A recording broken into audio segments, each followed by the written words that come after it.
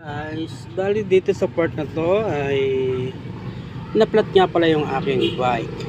Kaya gusto ko ng paraan kung paano siya matatakpan. Malayo naman ang vulcanization dito sa amin.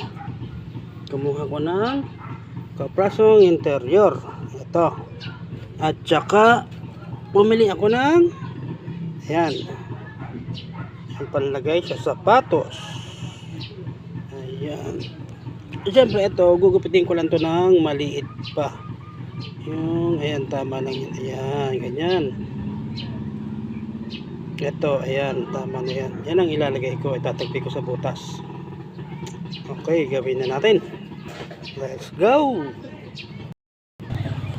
At dito nga pala sa part na to ay nahanap ko na yung butas itong aking bike. At ito nga pala ang ginamit ko. Ayan, isang badyan tubig.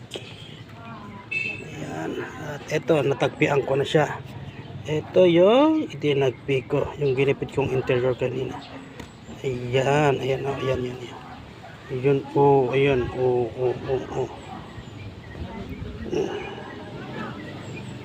nilagyan ko lang siya ng kaprasong interior at ng pandikit sa sapatos. Ayan. Gamit, testing natin kung may sisingaw pa. At syempre dito sa part na to ay titingnan natin kung meron pang singaw na butas.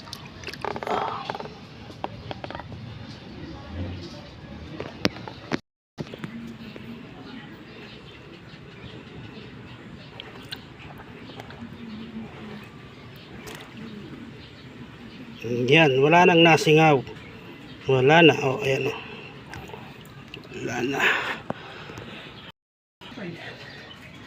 Ayan, dito sa part na to ay naikabit na natin ang interior. Ayan, matigas na.